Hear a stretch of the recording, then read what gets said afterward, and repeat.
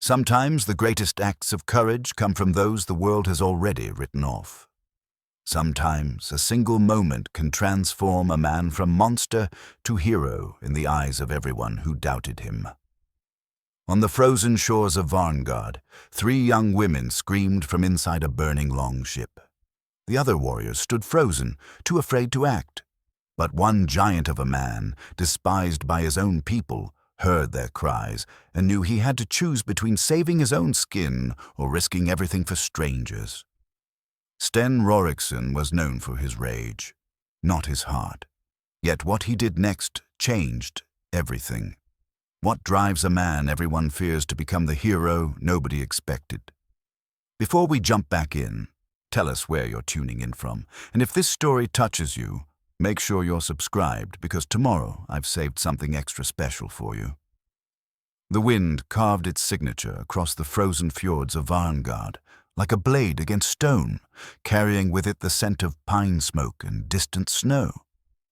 In the grey light of dawn, the settlement huddled against the mountainside like a wounded animal seeking shelter, its wooden halls dark against the white landscape.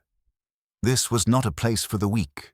Every soul who drew breath here had earned their right to survive another winter through blood, sweat, and an unwavering refusal to surrender to the cold. Sten Rorikson stood apart from the other warriors as they prepared for what should have been a simple raid on a neighboring clan's outlying farm. At nearly 7 feet tall, with shoulders that could span a doorway and hands that could crush stone, he was a sight that made even hardened Vikings step aside. His beard, black as a raven's wing and shot through with premature silver, hung to his chest like a warrior's banner. But it was his eyes, pale blue and distant as winter sky, that truly set men's hearts racing.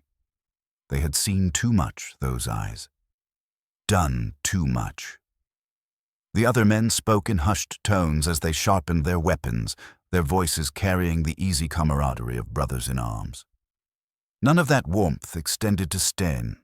He worked alone, methodically checking the leather bindings on his axe handle, running his thumb along the blade's edge with the practiced motion of a man who had done this 1,000 times before. The axe itself told a story. Its steel was darker than the others, marked with nicks and scratches that spoke of battles fought in places these younger warriors had never seen. Some said it had tasted the blood of 30 men. Others claimed the number was higher. 3 years had passed since the exile. 3 years since the Thing, the assembly of free men, had cast him out for what they called excessive violence in settling a dispute. The irony was not lost on Sten. These were Vikings, after all, a people who settled most disagreements with blade and bone. But what he had done to Olaf the Red went beyond even their generous definitions of acceptable brutality. The man had questioned Sten's courage, had called him a coward for refusing to raid a village known to house children and elderly refugees from a previous conflict. The insult had struck something deep and primal in Sten's chest, and when his vision cleared, Olaf lay in pieces that would require 3 separate graves. The memory sat in his stomach like a stone. He had been defending his honor, defending what he saw as a principle worth fighting for, but the way the blood had flowed, the sound Olaf's bones had made, it haunted his dreams still. The Thing had been right to exile him. A man who could lose himself so completely to rage had no place among civilized folk, even civilized folk who made their living with sword and axe.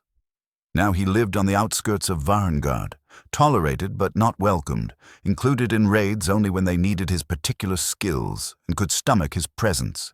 He had built himself a small cabin from pine logs and river stones, a place where he could work with his hands and try to forget the weight of what he had done. But forgetting proved as elusive as the northern lights, beautiful from a distance, impossible to grasp. The irony of his current situation was not lost on him. Today's raid was meant to recover stolen cattle and grain from a clan that had been harassing Varngard's outer settlements. It was exactly the kind of justified action that his younger self would have embraced without question. Yet here he stood, questioned at every turn, his motives dissected by men half his skill and courage. "Ready yourself, Sten," called out Magnus Thorson, the raid leader and one of the few men who still spoke to him directly.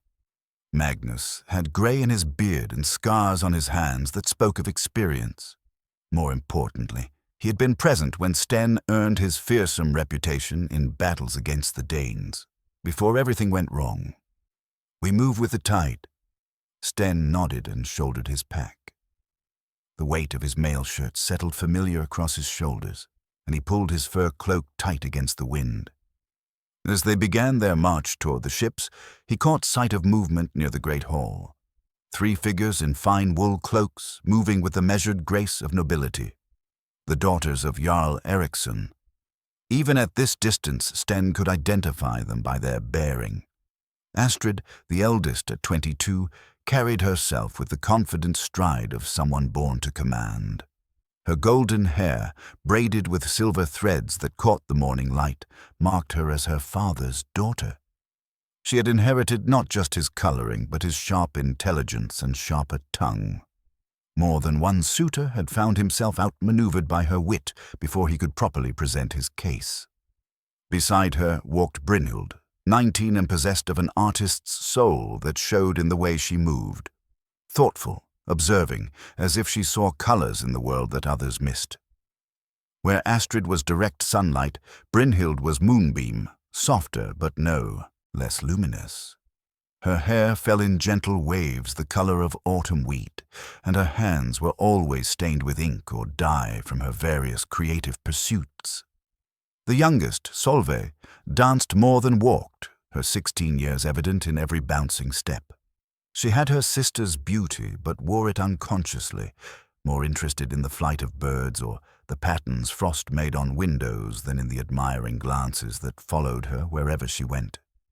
Her laughter, when it rang out across the settlement, could lift spirits on the darkest days.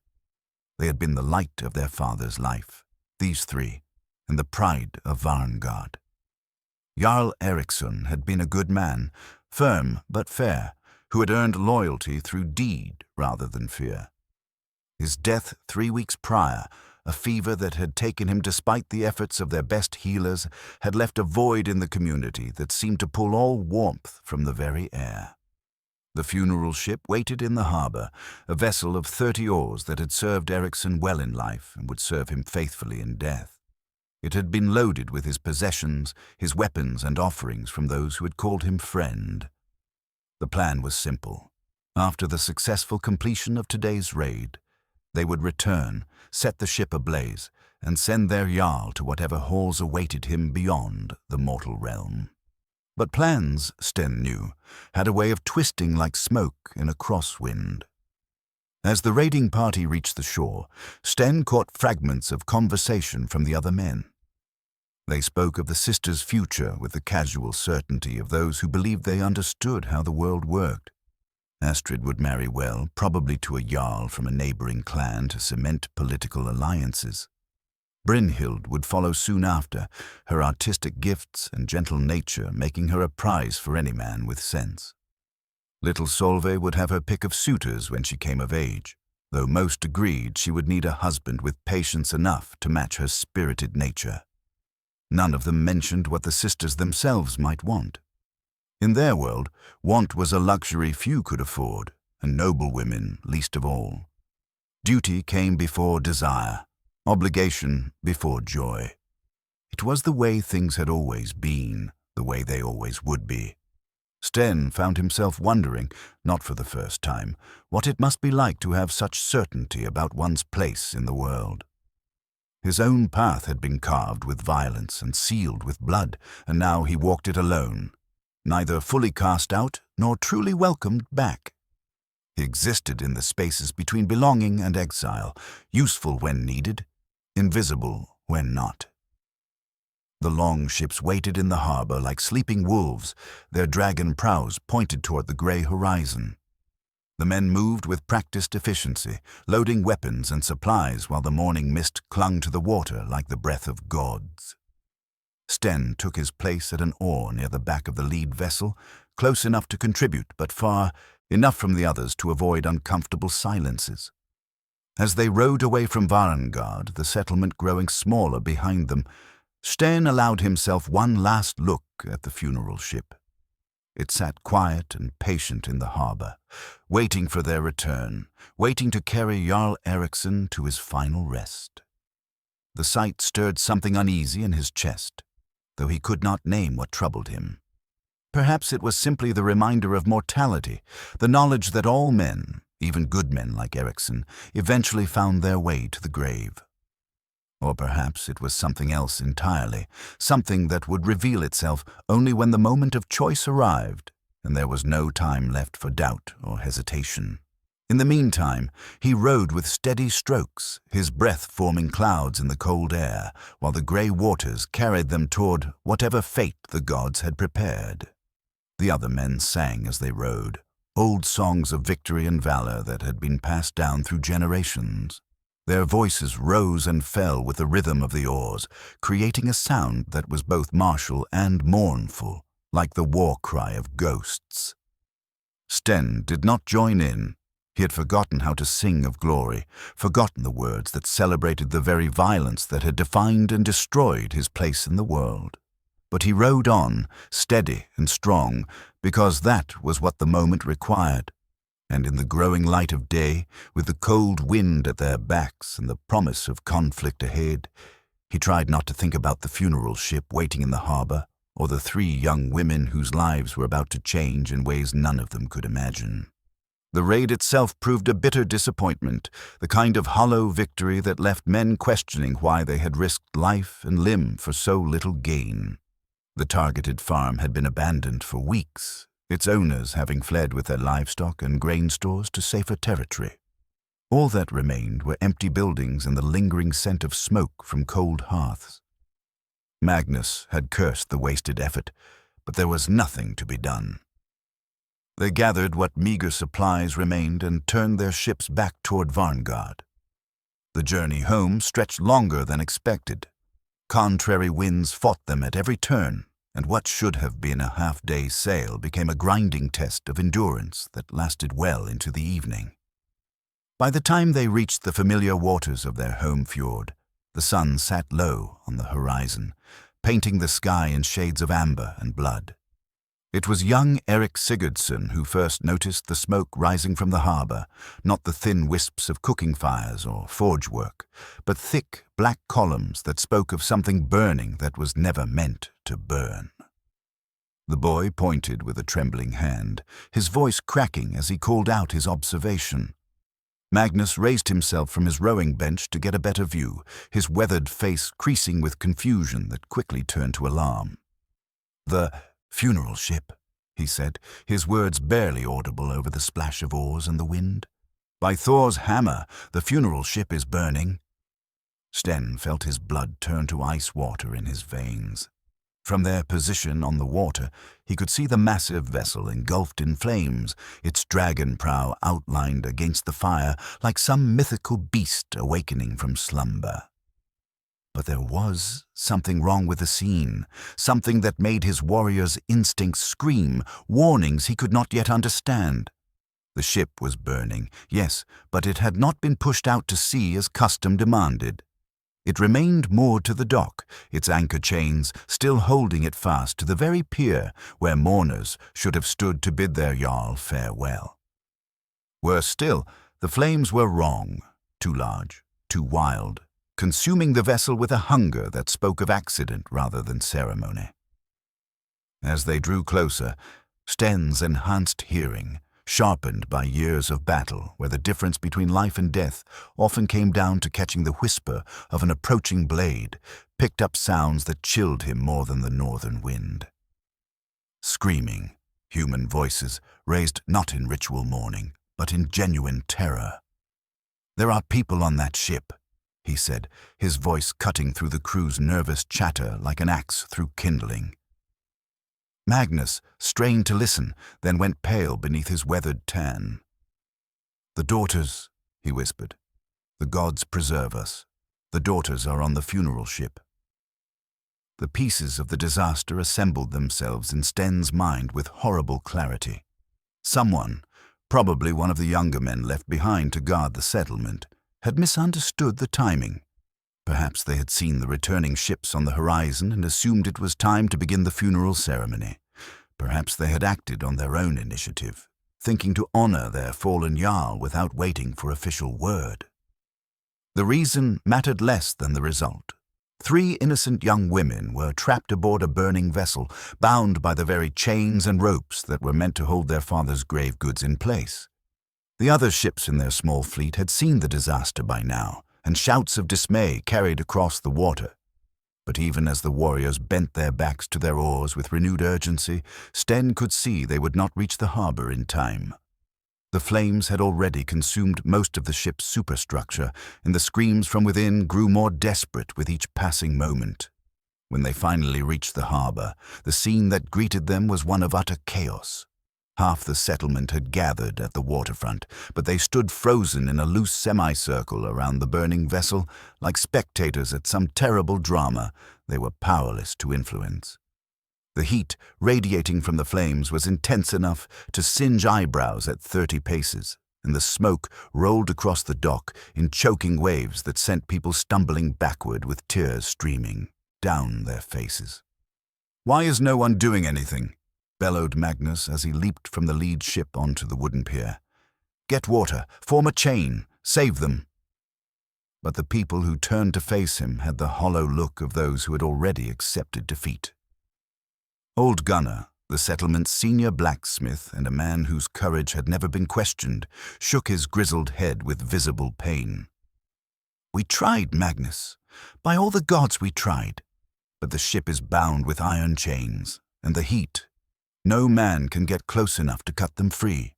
The flames leap higher every time we approach, as if the vessel itself fights against rescue."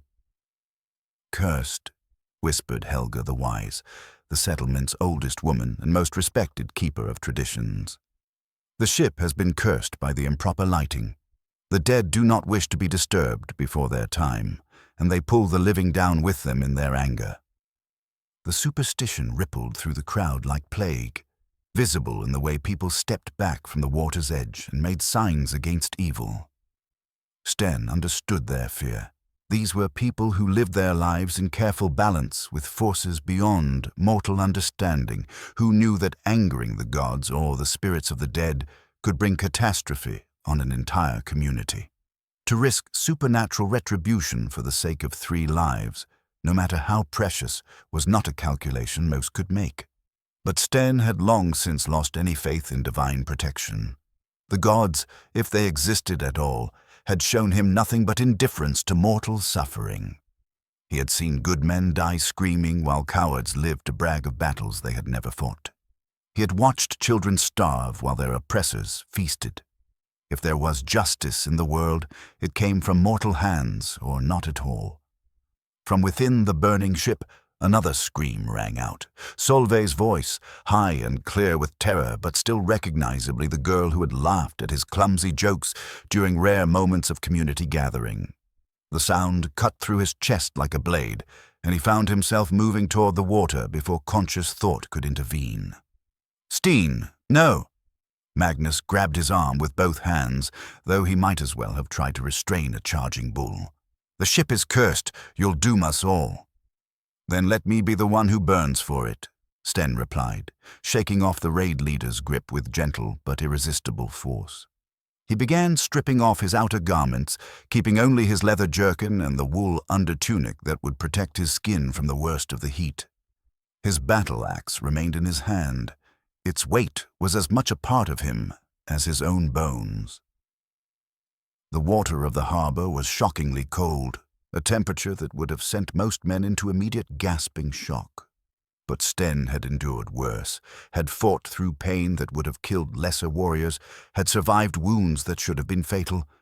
The cold was just another enemy to overcome, another obstacle between him and what needed to be done.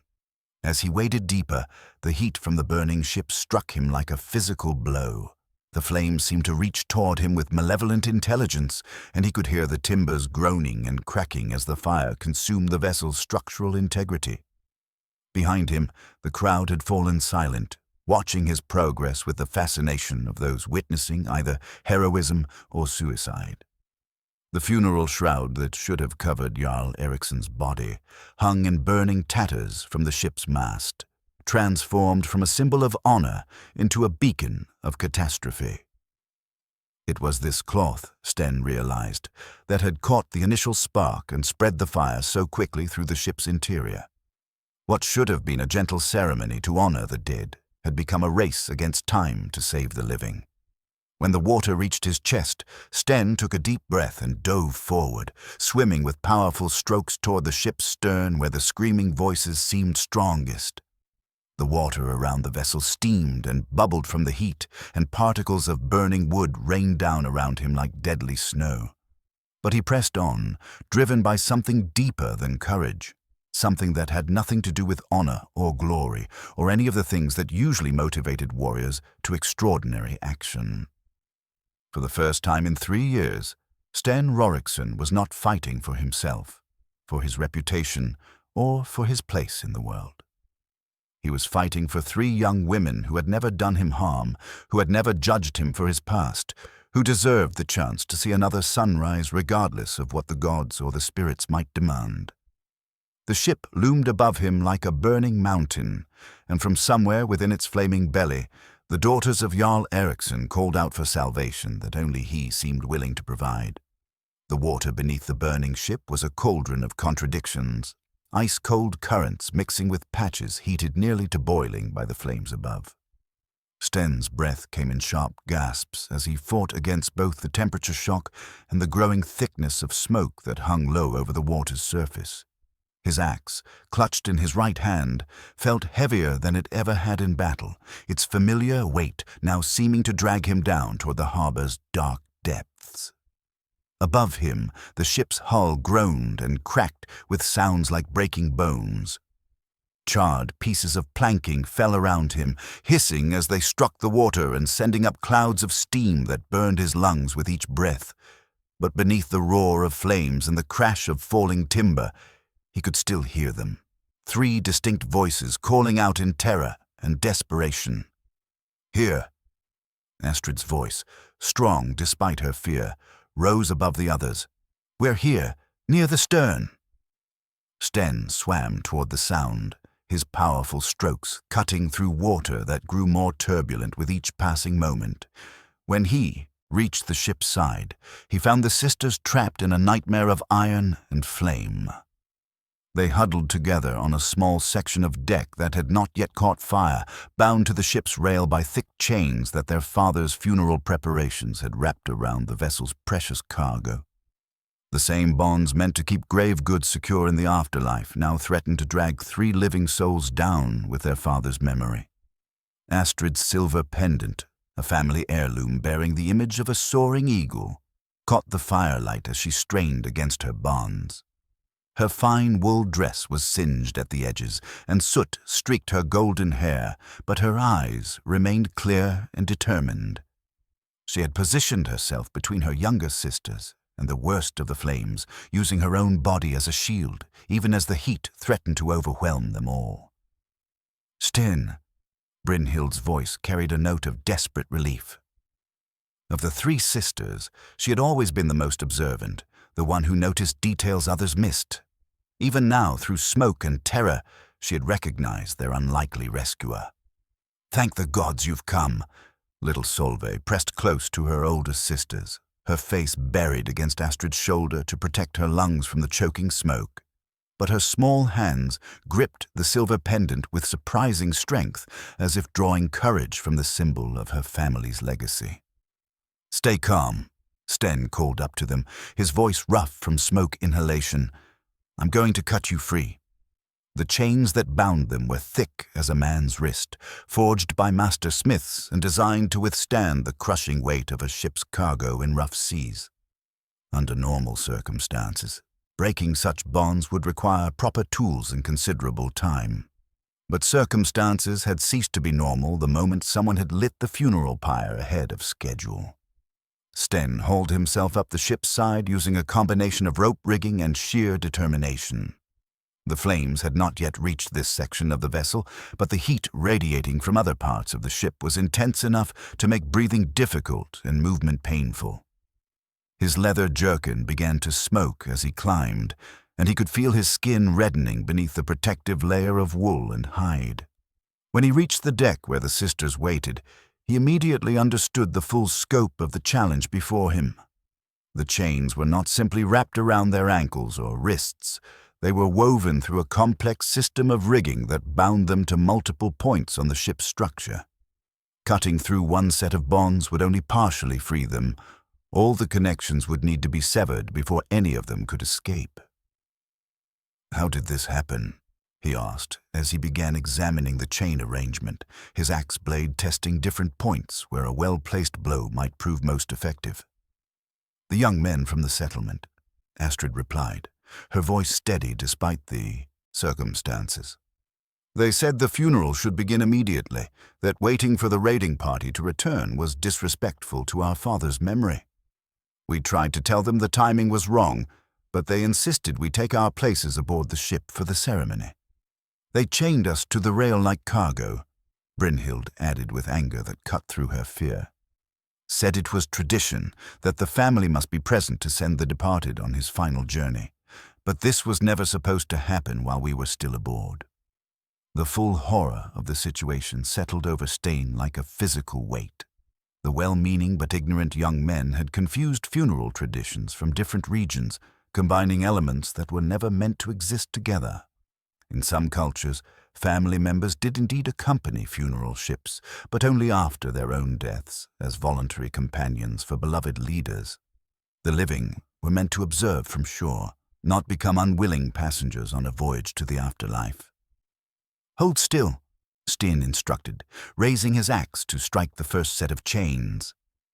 The blade, darkened by years of battle and marked with nicks that told stories of violence, seemed an unlikely tool for salvation. But it was what he had, and it would have to suffice. The first blow rang out like a bell across the harbor, the sound of steel meeting iron echoing off the surrounding mountains. Sparks flew from the impact point, and one link of the chain showed a hairline crack that spoke of hope. But the bonds held, and Sten realized that freeing the sisters would require not just strength, but strategy. Behind them, another section of the ship's sail caught fire, the flames racing up the fabric like eager fingers reaching toward the sky. The heat intensified, and smoke began to pour more thickly across the deck where they huddled. Solveig coughed violently, and Astrid used her free hand to cover the youngest sister's mouth and nose with a fold of her dress. "The pendant," Brynhild said suddenly, her artist's eye catching something the others had missed. "Astrid's pendant. The chain is caught around one of the iron links. If we could work it free, it might weaken the overall structure." Sten looked where she pointed and saw that she was right. The delicate silver chain of Astrid's family heirloom had somehow become entangled with the heavier iron bonds, creating a stress point that might prove vulnerable to the right kind of pressure. "This might hurt," he warned Astrid, then carefully inserted the tip of his axe blade into the tangle of metal. With precise, controlled movements that seemed impossible for hands of his size, he began working the silver chain free from its iron prison. The pendant itself was a masterwork of the jeweler's art, an eagle in flight with wings spread wide and talons extended as if striking at prey. But more than its beauty, the piece represented continuity, a link between the sisters and generations of their family who had worn it before them. That such a symbol should become part of their salvation seemed fitting in ways that went beyond mere coincidence.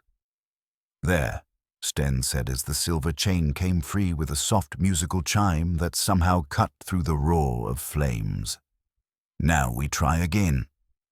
This time, when his axe struck the weakened iron chain, the result was dramatically different. The links parted with a sharp crack, and suddenly Astrid's right arm was free. She immediately began working to help untangle her sisters from the remaining bonds, her fingers moving with practiced efficiency despite the smoke and heat. "One down," Sten muttered, moving to the next set of chains. "Two to go." But even as he spoke, a new sound reached his ears, the distinctive groan of structural timber beginning to fail under extreme stress. The ship was not just burning now. It was beginning to collapse in on itself. They had minutes, perhaps less, before the vessel became a death trap from which no amount of courage or determination could provide escape. The second set of chains proved more stubborn than the first, their iron links having been heated by the growing flames until they glowed dull red in the firelight. Each blow from Sten's axe sent showers of sparks cascading across the deck, and the metal rang, with a tone that spoke of resistance born from the forge itself. But desperation lent strength to his arms, and after 3 thunderous strikes, Brynhild's bonds parted with a sound like breaking thunder. She immediately threw her arms around Solveig, pulling her youngest sister close as they both struggled against the final set of chains that held them to the burning vessel.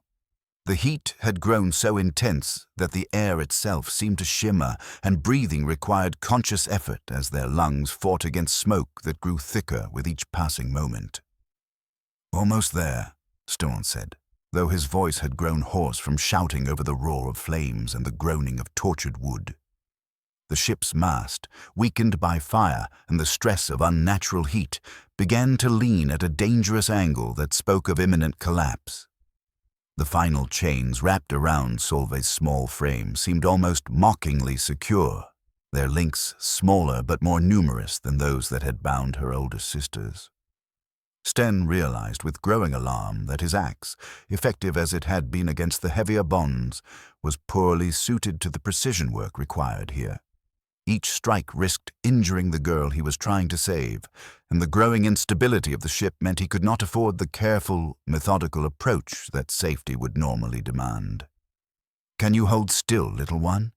he asked Solveig, his massive hand surprisingly gentle as it steadied her shoulder. "This will require very careful work." But before the youngest sister could respond, a new voice rang out across the water, Magnus Thorson's battle-hardened roar cutting through the chaos like a sword through silk. "The dock chains! Someone cut the dock chains before the whole pier catches fire!" From their position on the burning ship, Sten could see that the raid leader spoke true wisdom. The vessel's anchor chains, still securing it to the harbor's main pier, had begun to transmit the fire's heat to the wooden structure of the dock itself. Wisps of smoke were already rising from the heavy timbers, and if the pier caught fire, the flames would spread to the warehouses and eventually to the settlement itself. But cutting the anchor chains would set the burning ship adrift, carrying it, and anyone still aboard, out into the deeper waters of the fjord, where rescue would become impossible. It was a choice between saving 3 lives and potentially losing dozens more, the kind of calculation that leaders were forced to make in times of crisis. "Do it!" Astrid called out, her voice carrying clearly across the water. Even in mortal peril, the Jarl's daughter understood the responsibilities that came with leadership, the obligation to consider the greater good even when personal cost was involved. "Cut us loose! Save the settlement!" But Sten had no intention of abandoning his rescue attempt. As he heard the distinctive sound of axes striking iron from the direction of the pier, he made his own desperate calculation. If the ship was going to drift free, then their escape needed to happen immediately. Precision be damned. "Cover your sister's eyes," he told Brynhild, then raised his axe for what he knew would be the most important strike of his life. The blow, when it came, carried with it every ounce of strength he could summon, every drop of determination that had sustained him through years of exile and self-doubt. The axe blade bit deep into the chain links, and while it did not sever them completely, it weakened them enough that the heat and stress of the burning ship could finish what steel had started. With a sound like breaking bells, the final bonds parted just as the dock chains gave way with thunderous reports that echoed off the surrounding mountains.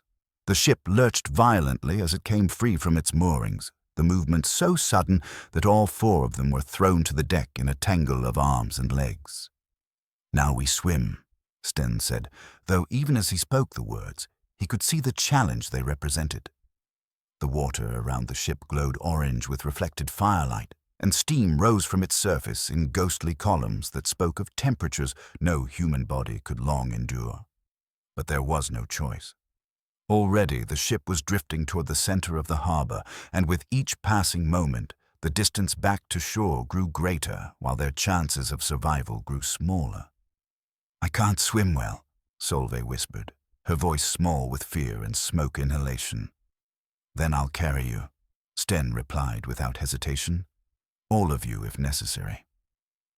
The idea should have been absurd. No man, no matter how strong, could hope to swim while supporting 3 other people in water this dangerous.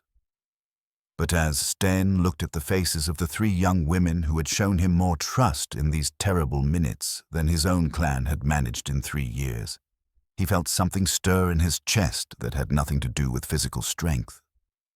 Brynhild's broken loom came to mind, a memory from just days before when he had glimpsed her sitting beside the ruined frame, tears streaming down her face as she contemplated the destruction of her life's work.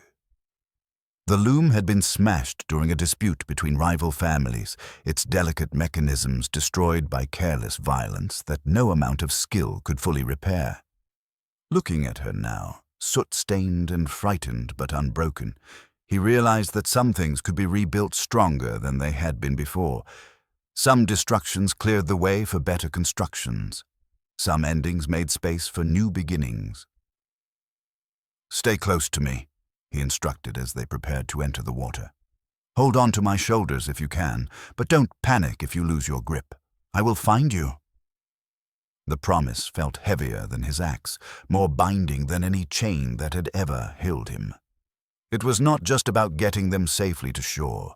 It was about proving to himself that he could be the man he had always hoped to become, rather than the monster his past had made him.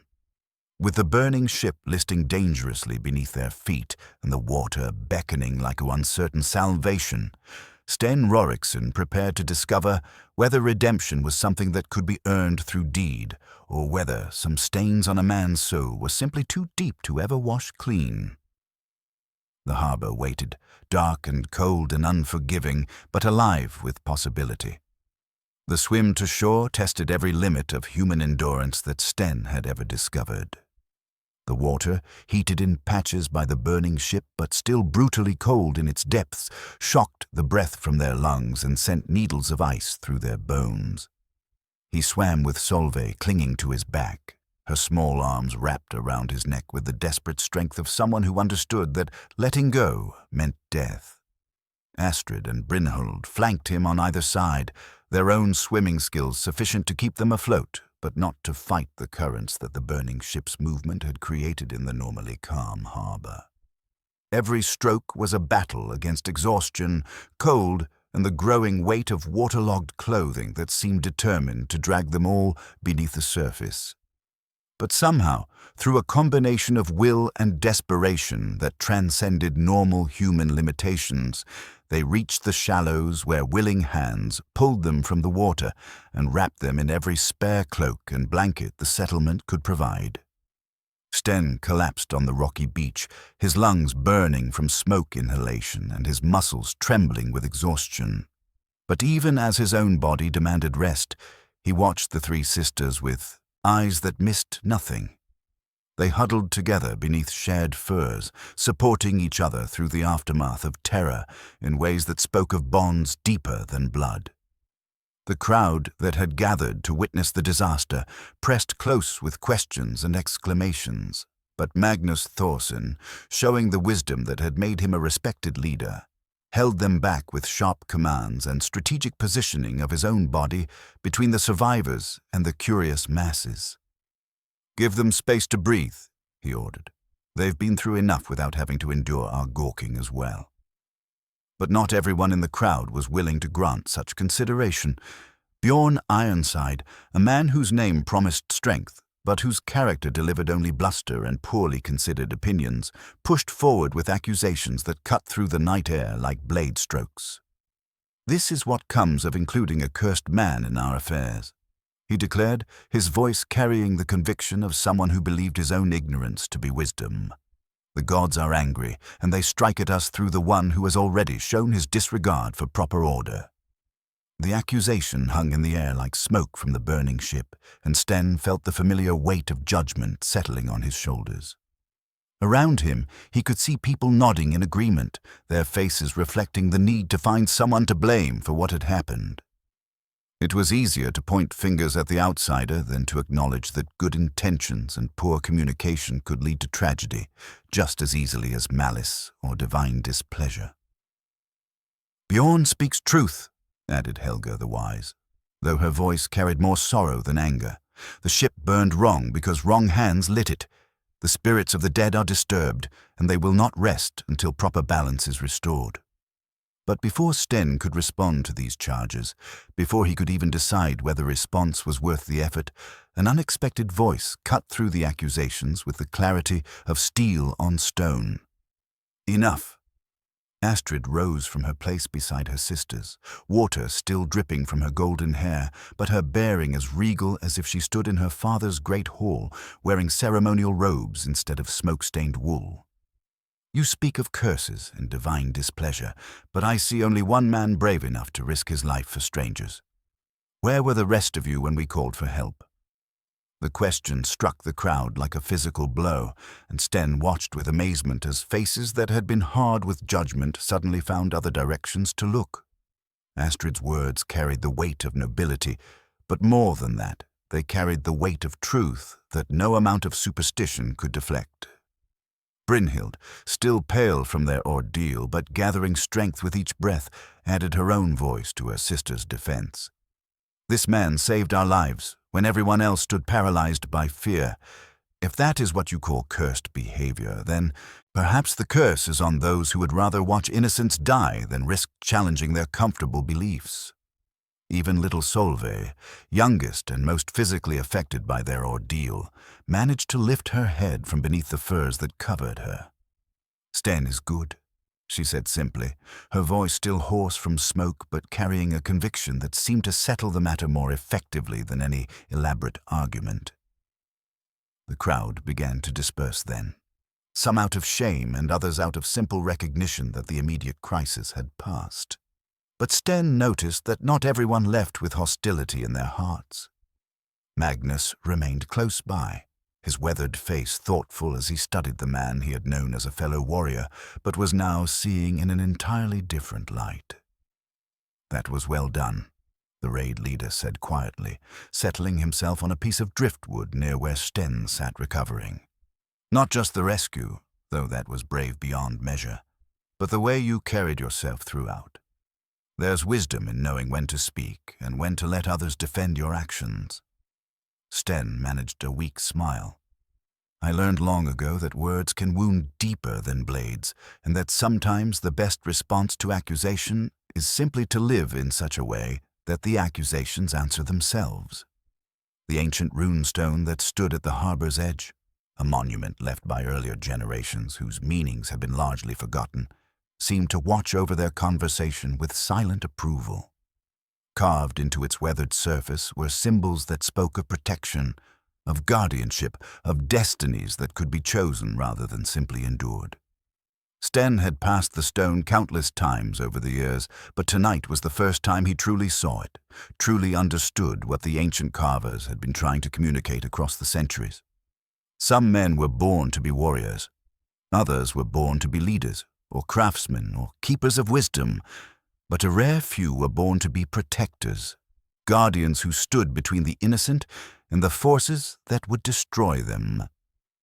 The runestone suggested that such destinies were not accidents, but callings, purposes that revealed themselves only when the moment of choice arrived.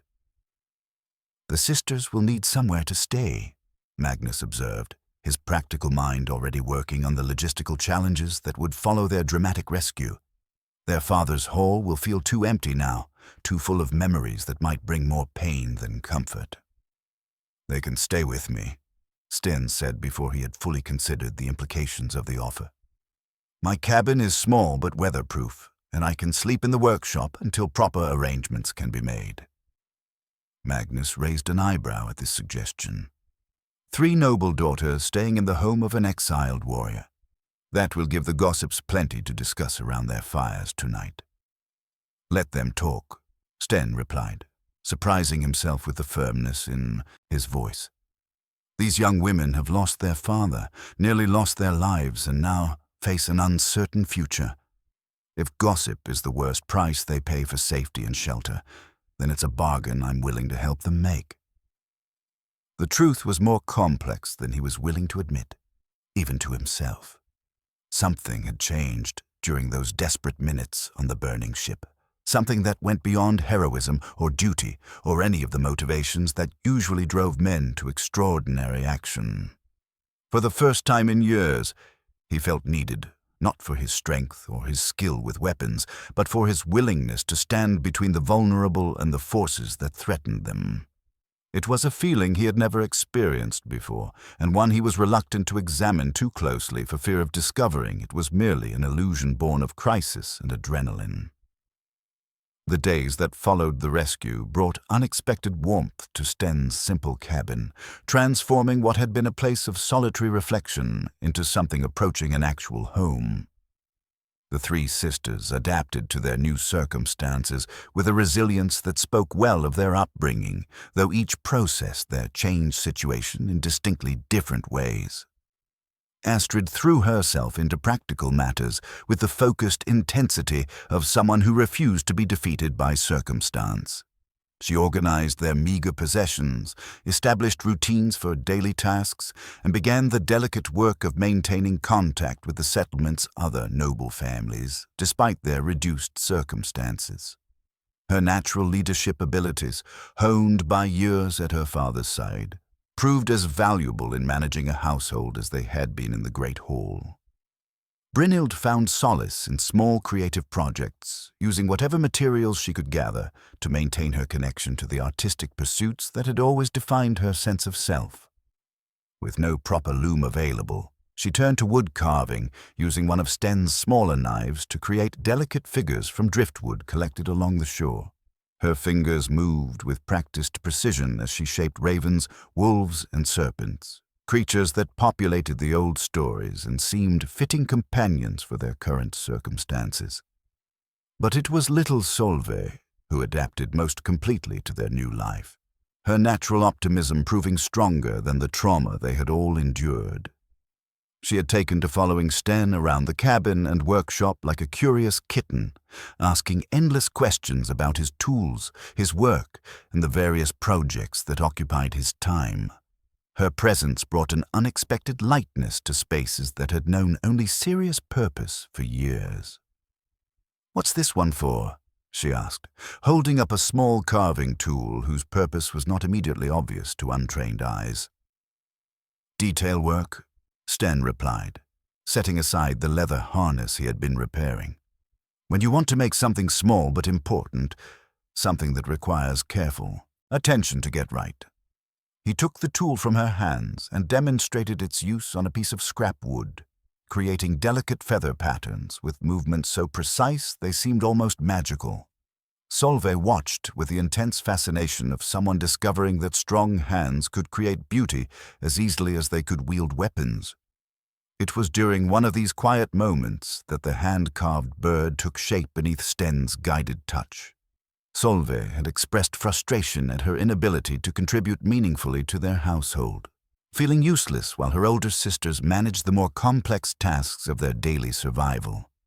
In response, Sten had suggested they work together on a project that would be entirely hers, a small wooden bird that she could keep as a reminder that, even in the darkest times, hope could take flight. The carving was simple in design, but profound in execution. Its wings spread as if caught in the moment between landing and taking off again. Sten guided her hands as she worked the final details, his large fingers covering hers as together they brought the tiny creature to life. "It's beautiful," Brynhild observed from her place near the fire where she worked on her own carvings, "and perfectly suited to its creator."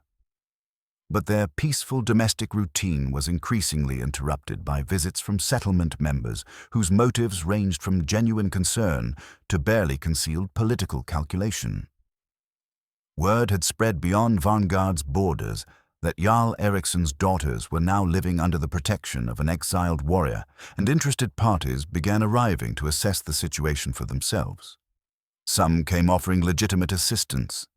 Magnus visited regularly to ensure they had sufficient food and supplies, and several of the settlement's women brought clothing and household items to help establish their new home.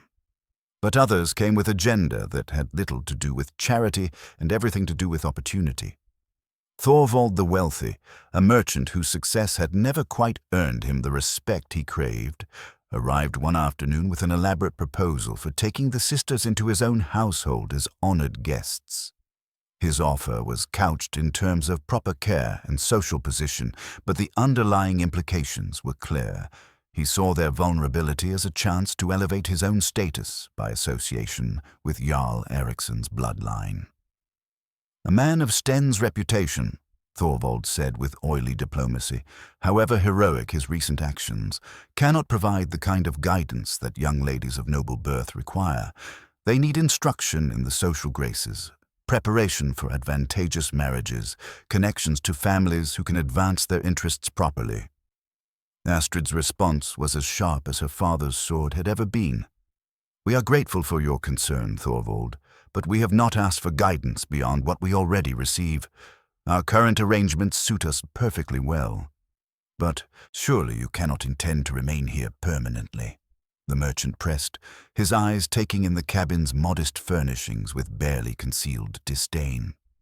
"Young women of your station We require safety, respect, and the freedom to determine our own futures," Brynhild interrupted, her usually gentle voice carrying steel that surprised everyone present, "all of which we have found in abundance under this roof."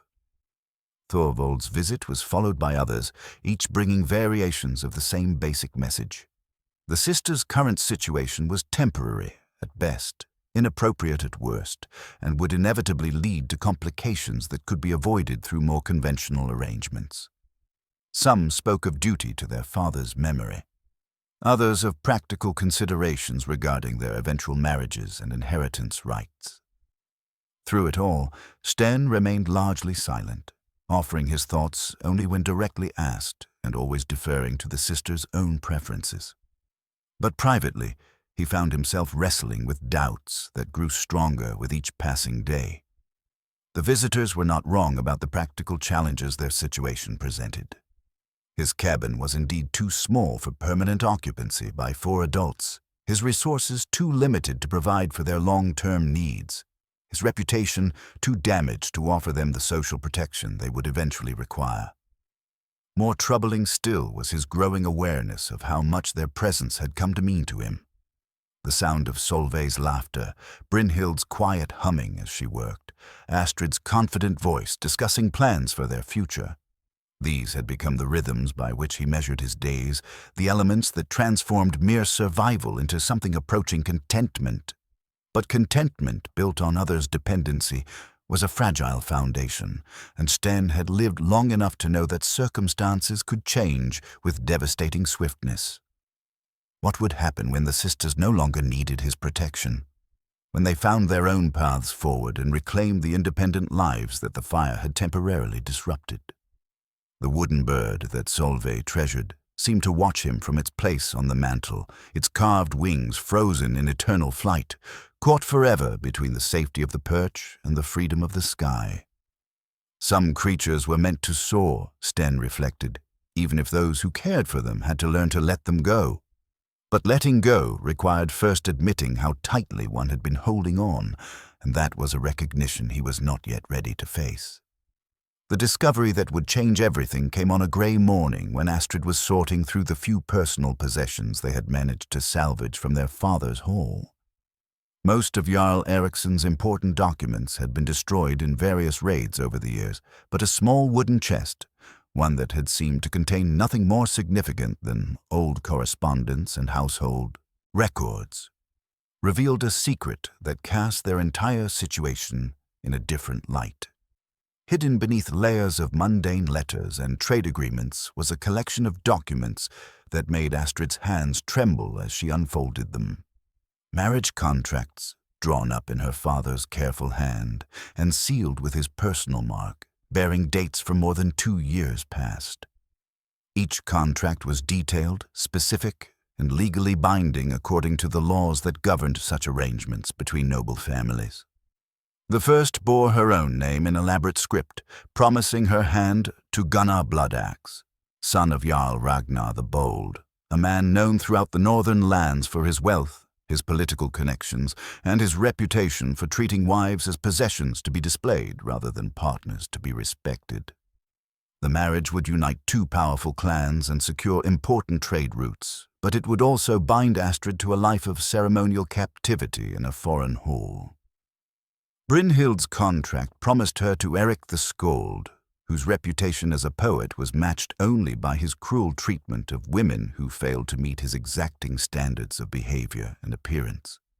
The alliance would bring cultural prestige to both families, but at the cost of Brynhild's artistic freedom and quite possibly her spirit. Even little Solveig had not been forgotten in her father's political calculations. Her contract, not to be enacted until her 18th year, would bind her to Olaf Whitecloak, a man already in his 40s whose previous 3 wives had all died under mysterious circumstances that no one discussed openly, but everyone whispered about in private. Father knew, Astrid said, her voice hollow with disbelief as she stared at the documents that represented the destruction of every future she had dared to imagine. He knew he was dying, and he arranged our entire lives to secure political advantages that would outlast his death. Sten, who had been quietly repairing fishing nets in the corner of the cabin, set down his work and moved closer to examine the contracts. His ability to read was limited but sufficient to understand the basic terms being outlined, and what he saw filled him with a cold anger that had nothing to do with his old reputation for violence. "These are legal documents," he said carefully, his voice controlled despite the fury building in his chest. "According to traditional law, they would be binding regardless of your personal wishes." Binding. Brynhild repeated the word as if it were a curse. Like the chains that held us to the funeral ship, except these chains are made of law and custom instead of iron. The 3 sisters sat in stunned silence, each processing the revelation according to her own temperament. Astrid's face showed the calculating expression she wore when confronting complex problems, her mind already working through the legal and political implications. Brynhild had gone pale as fresh snow, her artistic hands clenched into fists that spoke of creative spirit, recognizing its own impending destruction. And Solveig simply stared at her contract with the wide-eyed horror of someone too young to fully understand the implications, but old enough to recognize that her childhood had just come to an abrupt end. "We could burn them," Solveig suggested with the desperate logic of someone grasping for any solution, no matter how inadequate. "If the contracts don't exist, then the marriages can't happen." But Astrid shook her head with the bitter wisdom of someone who understood how power truly operated in their world. "There will be copies, kept by the families involved and witnessed by neutral parties. Destroying these would only delay the inevitable while making us appear dishonest and untrustworthy." The hidden marriage contracts represented more than just personal catastrophe. They were a revelation about Jarl Eriksson himself that forced all of them to reconsider the man they had thought they knew. The loving father who had encouraged Brynhild's artistic pursuits, who had allowed Astrid unusual freedom in matters of leadership, who had treasured Solveig's innocent joy, that same man had secretly negotiated away their futures as if they were livestock to be traded for political advantage. "He must have had reasons," Brynhild said quietly, though her voice carried little conviction. "Father was not a cruel man. Perhaps he believed these arrangements would protect us in ways we cannot see." "Protection," Sten repeated, the word carrying a weight of irony that was not lost on any of them. "The same protection that bound you to a funeral ship while it burned around you. Sometimes the things we do to keep people safe become the very forces that threaten to destroy them." The afternoon brought an unwelcome visitor whose timing seemed cruelly perfect given their morning's discovery. A messenger arrived bearing the colors of Jarl Ragnar the Bold, his horse lathered with sweat that spoke of urgent travel and important business. The young man, barely older than Solveig, but carrying himself with the arrogance of someone accustomed to being obeyed, dismounted with elaborate ceremony before delivering his message. "My lord Ragnar sends greetings to the daughters of the late Jarl Eriksson," he announced in formal tones that suggested he had memorized his speech during the long ride. "He wishes to inform them that preparations for the wedding of the Lady Astrid to his son Gunnar will commence immediately. The ceremony will take place at the next full moon, as befits the importance of the union and the need to honor agreements made by their departed father." "And if we refuse?" Astrid asked, her voice carrying the dangerous quiet that had always preceded her father's most decisive actions. The messenger's expression showed genuine surprise, as if the possibility of refusal had never occurred to him. "The contracts are legal and binding, my lady. Refusal would bring dishonor to both families and could result in serious consequences for your clan's standing among the northern jarls." "What kind of consequences?"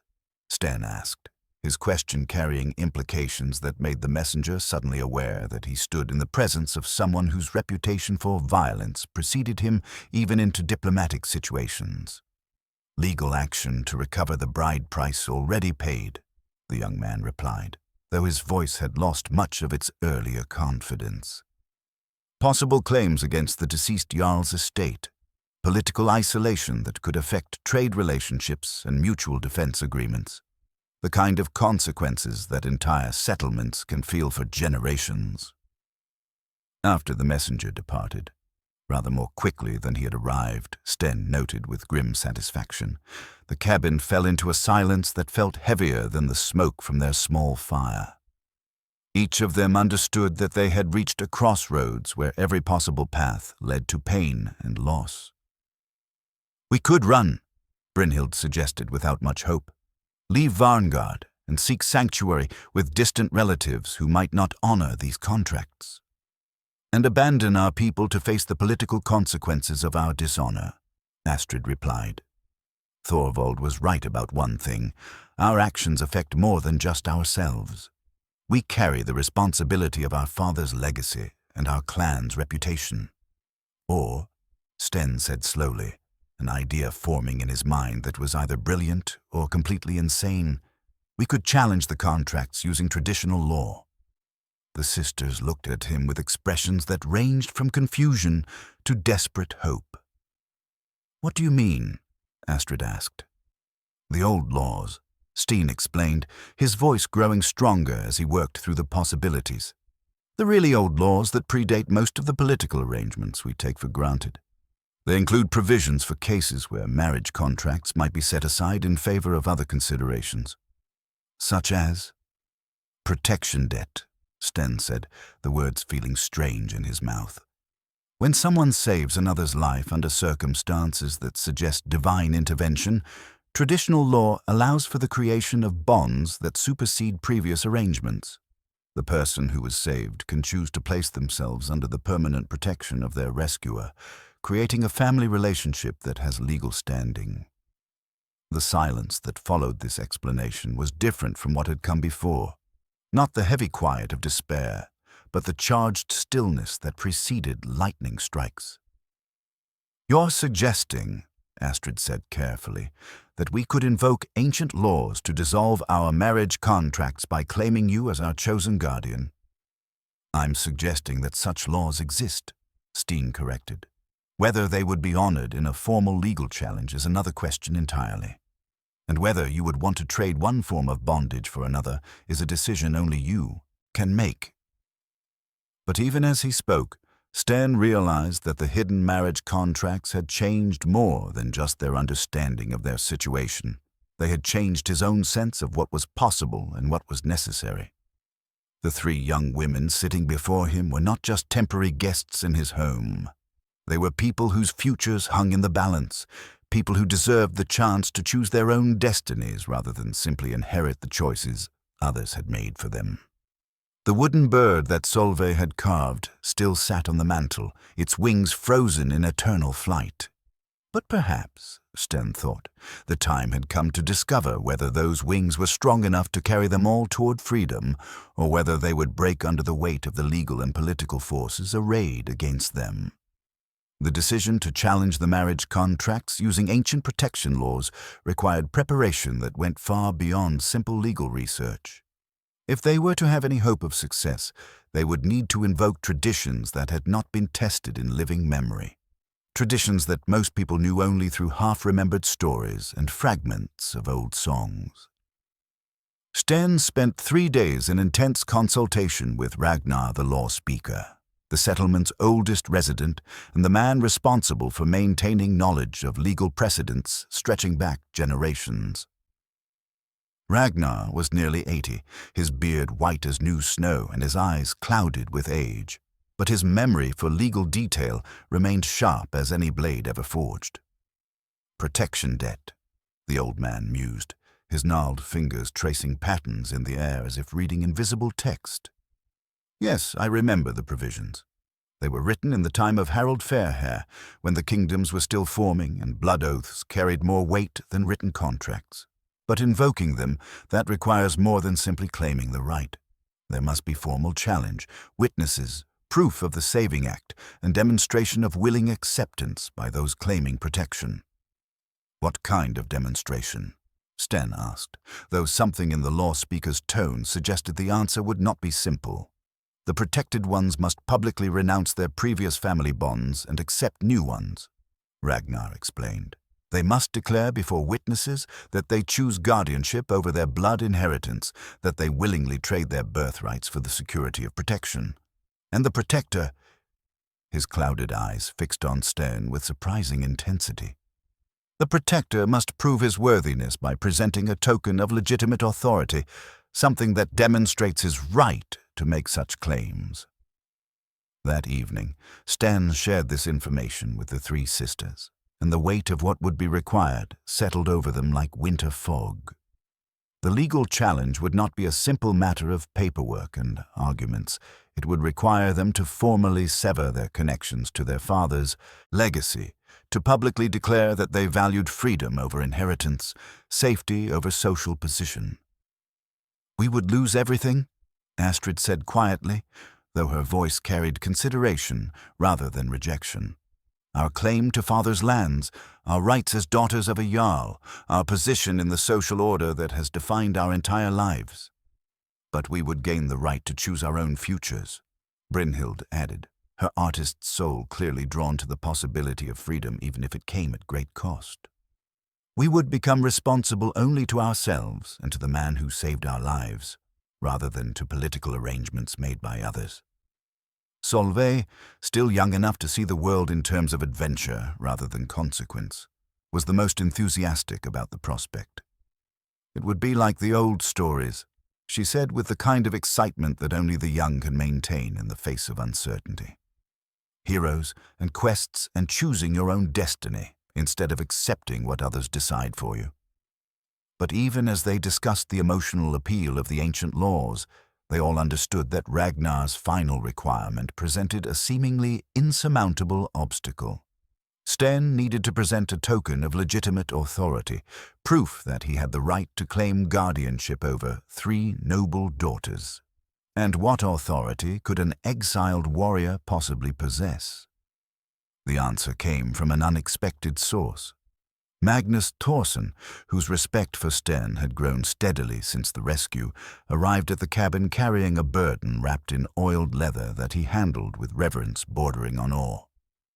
"This belonged to your father," he told Sten, unwrapping the bundle to reveal a war horn carved from the tusk of some ancient beast and decorated with silver inlay that caught the firelight like captured stars. "Rorik the Bold carried it in the great battles against the Danes, and it was sounded to rally our forces when victory seemed impossible." Sten stared at the horn with emotions too complex to name. His father had been a hero in the truest sense, a man whose courage and leadership had saved countless lives and earned respect that lasted generations beyond his death. But he had also been the man whose example Sten had never been able to match, whose legacy had become a weight that grew heavier with each passing year. "Why do you have it?" Sten asked, his voice rough with old pain. "Your father gave it to me before his final battle," Magnus replied. He said if anything happened to him, I should keep it until his son was ready to carry the responsibility it represents. I thought that time would never come, until I watched you risk everything to save 3 strangers from a burning ship. The war horn was more than just a family heirloom. It was a symbol of legitimate authority that stretched back through generations of respected leaders. In the hands of Rorik, the bold son, it would carry weight that no court could ignore, legal significance that transcended personal reputation or social standing. Your father was exiled for excessive violence, Magnus continued, but he was never stripped of his bloodline or his inherited rights. You are still the son of a hero, still heir to authority that was earned through deed rather than simply inherited through accident of birth. This horn proves that lineage and gives you the standing to invoke protection laws that lesser men could never claim. The 3 sisters watched this exchange with growing understanding. The man they had come to know as their protector and friend was not simply an exiled warrior making desperate legal arguments. He was the son of a legendary hero, carrying authority that had been dormant but never truly lost. Over the following days, word spread through Varngard and beyond that an ancient legal challenge was being prepared, that the daughters of Jarl Eriksson would contest their marriage contracts using laws that had not been invoked in living memory. The response was immediate and dramatic. Supporters began gathering, other warriors who had fought alongside Rorik the Bold, families who had been saved by his courage, people who believed that individual choice should carry more weight than political convenience. They came offering testimony about Sten's heroic rescue, witness to the legitimacy of his claim, and moral support for what they saw as a righteous cause. But opponents gathered as well. Representatives from the families who had paid bride prices and expected political alliances arrived with their own legal experts and historical precedents. They argued that allowing such challenges would undermine the entire system of noble marriages, that political stability required honoring agreements made by previous generations, that individual desire could not be allowed to override collective responsibility. The most troubling opposition came from within Varngard itself, from people who feared that challenging ancient laws might bring unwanted attention from neighboring jarls, who could use legal chaos as excuse for territorial expansion or political interference. They worried that a settlement already weakened by the loss of its leader could not afford to appear unstable or divided. This madness must stop, declared Thorvald the Wealthy during a public meeting called to discuss the situation. We cannot allow the selfish desires of 3 young women to jeopardize the safety and prosperity of our entire community. Their father made these arrangements for good reasons, and we should honor his wisdom rather than indulging in romantic fantasies about ancient laws. But his words were met with unexpected resistance from Helga the Wise, whose opinion carried great weight among the settlement's older residents. The laws Sten invokes are not romantic fantasies, she said with quiet authority. They are the foundation upon which our entire legal system was built. If we ignore them now out of convenience, we set a precedent that could be used against any of us when powerful interests find our own rights inconvenient. As the day of the formal challenge approached, Sten found himself wrestling with doubts that had nothing to do with legal precedents or political consequences. The 3 sisters had become more than people he was protecting. They had become family in ways that went deeper than blood or law. But family relationships built on crisis and dependency were fragile foundations for permanent bonds. What would happen when the immediate danger passed and they had time to consider whether they truly wanted to trade their noble inheritance for a life of relative simplicity? The war horn that would serve as his token of authority sat on the mantel beside Solveig's carved bird, its silver inlay reflecting the firelight like some prophetic vision of the choice they would all soon face. Some battles, Sten reflected, were won through strength and courage. Others required something more elusive. The wisdom to know when holding on became another form of letting go, when protection became its own kind of imprisonment. Tomorrow would bring the formal challenge, the moment when ancient laws would be tested against modern politics, when individual choice would face collective pressure. But tonight, in the quiet warmth of his cabin with 3 young women who trusted him with their futures, Sten allowed himself to hope that some things, the most important things, could still be chosen rather than simply inherited or imposed. The great hall of Varngard had not seen such a gathering since Jarl Ericsson's funeral feast. Representatives from 6 neighboring clans filled the wooden benches, their colorful banners and polished weapons creating a display that was part celebration and part intimidation. At the high table sat the 3 law speakers who would judge the challenge, their weathered faces grave with the weight of precedent they were being asked to invoke. Magnus Thorson, serving as master of ceremonies due to his respected position among the local warriors, called for order with the same commanding voice that had rallied men in battle. The conversations died away gradually as participants took their assigned places according to traditions that stretched back to the earliest days of the northern kingdoms. Sten stood in the center of the hall, the ancient war horn cradled in his hands like a sacred relic. The silver inlay caught the firelight from the great hearth, sending patterns of light dancing across the carved timbers of the ceiling. Around him, he could feel the weight of judgment from dozens of eyes, some friendly, others openly hostile, all curious about the outcome of this unprecedented challenge. The 3 sisters occupied seats near the front of the hall, their bearing reflecting the nobility of their birth, despite the simple wool dresses they now wore, instead of the fine silks that had once marked their status. Astrid sat with the straight-backed posture of someone accustomed to command, her golden hair braided with silver threads that caught the light like her father's memory. Brynhild's hands rested calmly in her lap, but Sten could see the tension in her shoulders that spoke of artistic sensitivity confronting harsh realities. And Solveig, though trying to project the confidence of her older sisters, occasionally glanced toward him with eyes that still held traces of the child who had carved wooden birds and asked endless questions about his tools. Opposite them sat the representatives of the families who held the marriage contracts. Gunnar Bloodaxe himself, a man whose cruel eyes and permanent sneer suggested he viewed the entire proceeding as an amusing inconvenience. Eric the Skald, whose reputation for eloquence was matched only by his talent for using words as weapons, and Thorold the Iron-Handed, speaking for Olaf Whitecloak, who had sent his lieutenant rather than dignifying the challenge with his personal presence. Ragnar the law speaker rose from his position at the judges' table, his voice carrying clearly despite his advanced age. "We are gathered according to ancient custom to hear a formal challenge to existing marriage contracts, invoked under laws of protection debt that have not been tested in living memory. Let the challenger present his case."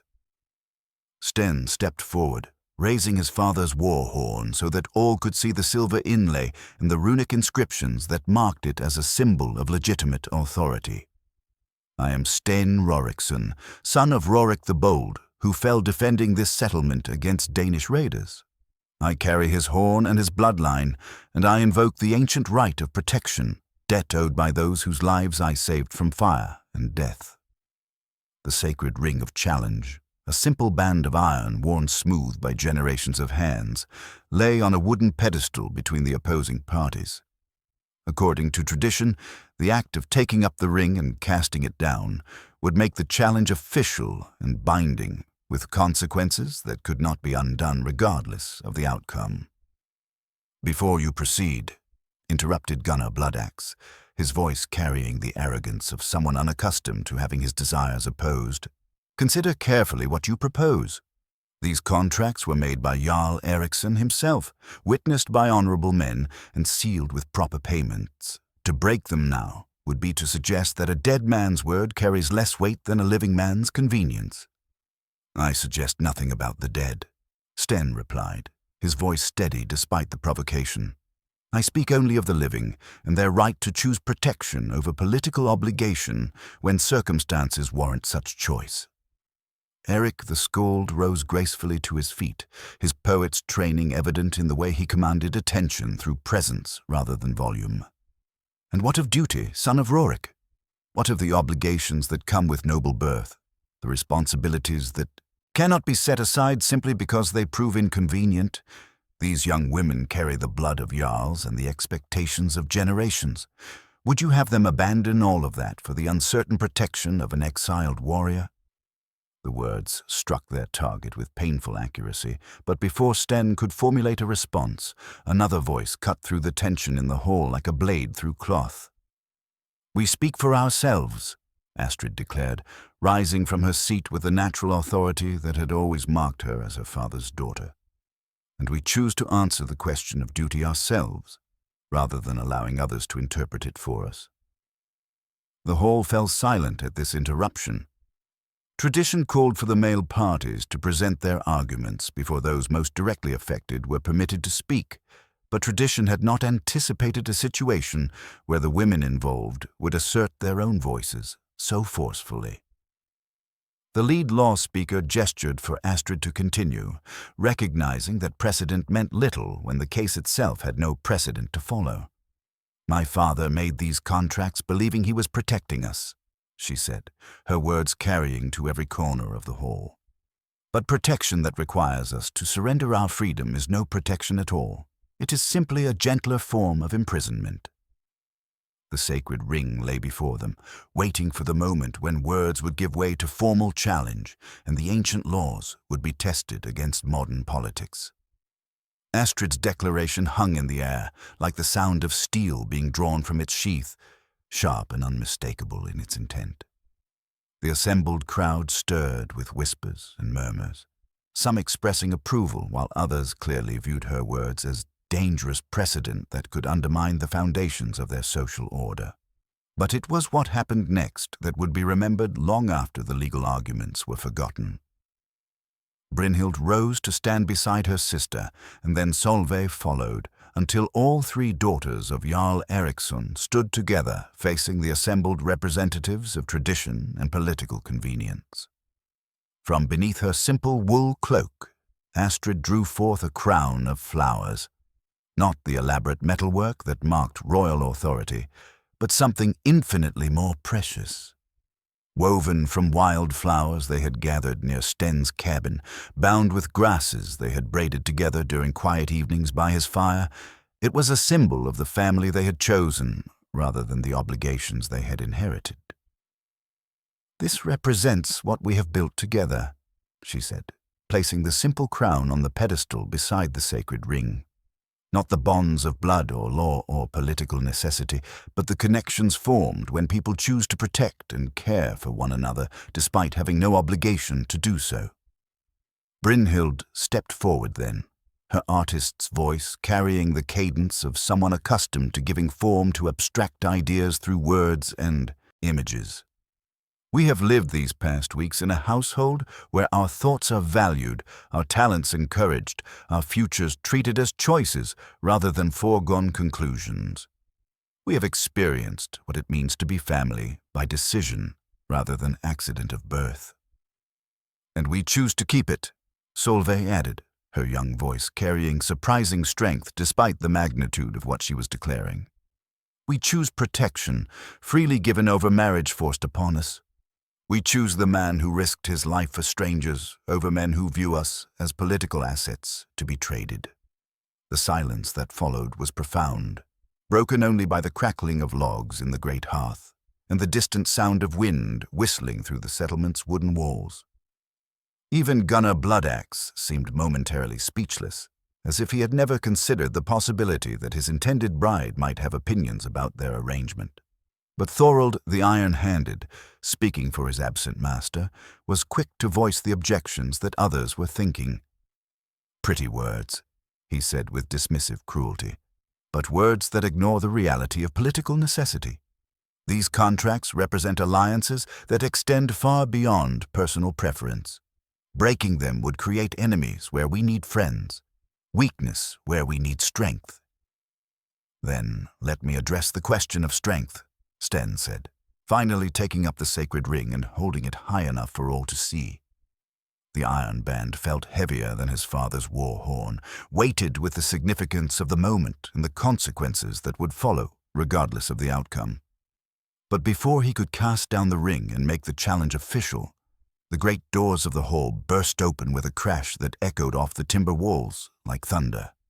Magnus Thorson strode in from the winter night, but he was not alone. Behind him came a stream of people, common folk from the settlement, farmers and craftsmen and fishermen whose voices were rarely heard in formal legal proceedings. "Wait," Magnus called out, his voice carrying the authority of someone accustomed to being obeyed in moments of crisis. "Before this challenge proceeds, there are others who would speak to the character of the man who claims protection rights." Old Gunnar, the blacksmith, his leather apron still marked with soot from his forge, stepped forward with the confidence of someone who had earned respect through decades of honest labor. "I've known Sten Rorikson since he was a boy, learning to swing his first hammer," he declared. "I've seen him gentle horses that other men feared, tend wounded animals with hands that could crush stone, work for weeks to repair damage he had no hand in causing. The man who saved these daughters is the same man who has spent 3 years proving that redemption is possible for those willing to earn it." Helga the Wise followed, her ancient voice carrying the weight of accumulated wisdom. "The rescue from the burning ship was not the action of a moment," she said. "It was the culmination of a transformation that began the day he accepted exile rather than fighting the judgment against him. Some men learn from their mistakes, others are defined by them. Sten Rorikson has chosen to learn." One by one, others stepped forward to offer testimony that painted a picture very different from the exile and outcast that his opponents wanted the court to see.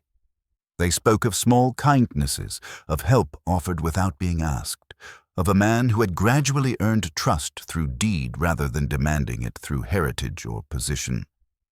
Sten felt something shift in his chest as he listened to these unexpected defenders, something that had nothing to do with legal strategy or political calculation. For 3 years, he had believed himself alone in the world, tolerated but not truly welcomed anywhere. Yet here were people willing to stand up in formal legal proceedings to vouch for his character, people who had been watching and judging and ultimately deciding that his actions mattered more than his reputation. "The challenge stands," he said, his voice carrying new strength as he raised the sacred ring above his head. "By ancient law and recent deed, I claim protection debt and offer guardianship to those who choose it freely." The ring struck the wooden floor with a sound that seemed to echo from the very foundations of the hall. The sound of the sacred ring striking the hall's wooden floor seemed to echo through time itself, connecting the present moment to generations of warriors and law speakers who had used the same gesture to invoke justice when ordinary remedies proved insufficient. For several heartbeats, no one spoke, as if the entire assembly was processing the magnitude of what had just occurred. Then Ragnar the law speaker rose from his place at the judge's table, his weathered hands steady despite his advanced age as he consulted the ancient texts that contained the legal precedents they would need to render judgment. The other 2 judges, men whose knowledge of law was respected throughout the Northern Territories, bent their heads together in whispered consultation that seemed to last an eternity. When Ragnar finally spoke, his voice carried the weight of careful deliberation. "The law is clear in its provisions, though it has not been tested in living memory. Protection debt, properly claimed and formally acknowledged, does indeed supersede prior marriage contracts when the saved parties freely choose such protection over their previous obligations." Gunnar Bloodaxe leaped to his feet with a snarl of rage that transformed his cruel features into something even more unpleasant. "This is mockery of law and tradition. You cannot overturn legitimate contracts based on romantic notions about ancient customs that have no place in modern politics." But before he could continue his tirade, the lead judge silenced him with a gesture that brooked no argument. "The law recognizes no distinction between ancient and modern when justice is at stake," Ragnar declared.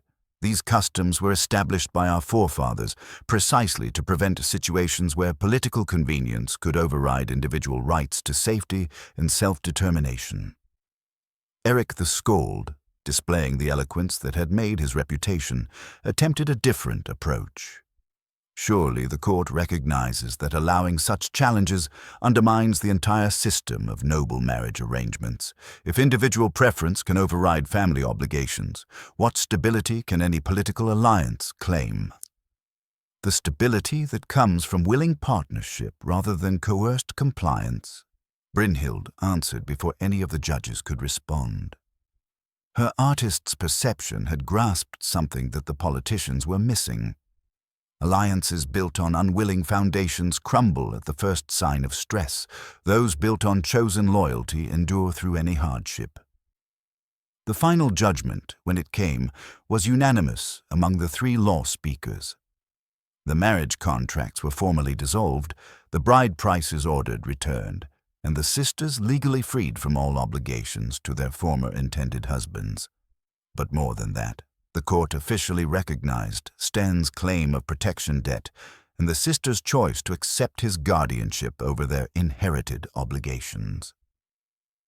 As the assembly began to disperse, some grumbling about dangerous precedents, while others celebrated the victory of individual choice over political convenience, Sten found himself approached by Magnus Thorson.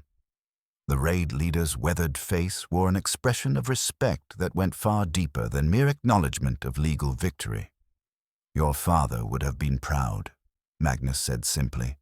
"Not just of the courage you showed on the burning ship, but of the man you've become in the years since your exile. Today you prove that redemption is not just possible, but powerful enough to change the lives of others."